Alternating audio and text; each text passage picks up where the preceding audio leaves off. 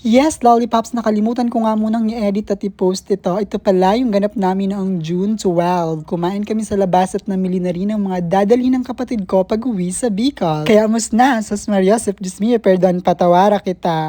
Hi, it's me, Almasinas, your lollipop girl from Bicolandia.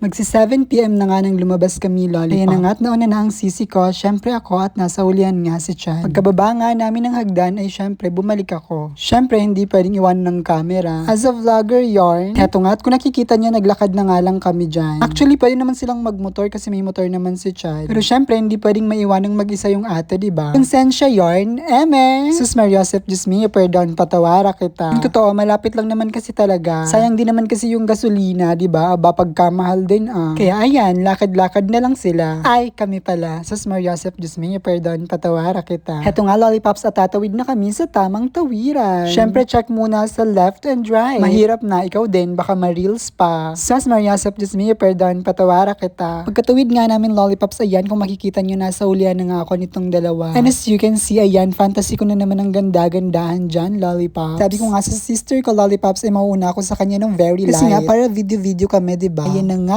for the third wheel na naman ng akla. Lord, ano ba naman to? Kailan mo ba kasi pagagalawin ang baso? Eme! Sus Mariosep, Diyos mio, perdon, patawara kita. Pero walang eme, I'm still lucky, happy, and blessed. With this life that He gave me, I know it's not perfect. But what's important is you're still enjoying and at the same time, you're still learning from it. Heto nga at nasa iMall na nga kami, Lollipops. Here lang po sa Canlubang, Calambas City, Laguna. And yes, as you can see, ayan nga, sweet na naman yan sila. Eh di kayo na, eme, Sus Mariosep, Diyos mio, perdon, patawara kita. Actually, medyo nagmamadali na nga din kami sa mga oras na yan, Lollipops, kasi medyo gutom na din kami talaga. Kaya ayan, as requested ni Mama, the usual pasalubong biscuits, diba? And yes, ito pa, since lately nagugustuhan daw ito ni Papa. And yes, kumuha na nga lang din kami ng iba pang biscuits, cookies, at chichirya. And then, tada!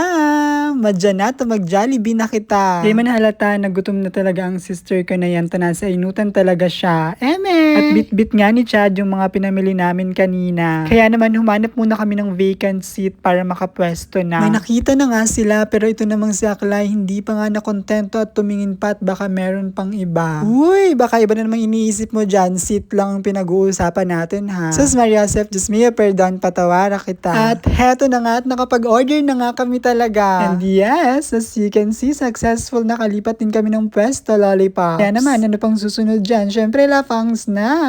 And yes, syempre, pagkatapos kumain, ayan, maglalakad na ulit ang mga akla. Magna 9 PM na nga din sa mga oras na yan, Lollipops. Kaya syempre, pauwi na din talaga. Pero heto nga, hanggang uwian, sweet-sweetan pa din yan sila. Kayo na talaga. Pero pagbigyan, kasi in 2 days, uuwi na naman yung isa. At sa pagkakataon niyang ito, hindi kami tumawid sa tamang tawiran. Kaya naman, for the lingon left and right ang akla. Mahirap na. Sus Mariosep, Diyos mio, perdon, patawara kita. Ayun nga, tumakbo pa si Chad, may bibilin pa yata. At ayan nga, at bumili nga talaga siya. And guess what? Bumili siya ng balot, Lollipops. Syempre, nilagay niya na nga lang din yon sa eco bag na dala niya. And yes, gora na ulit ang mga akla. And yes, it is, Lollipops. Syempre, nilakad na nga lang din ulit namin pabalik. Ang pinagkaiba lang this time, may bit-bit na sila. And yes, I guess hanggang dito na lang din muna itong video na to, Lollipops. See you sa next vlog. Thank you for watching.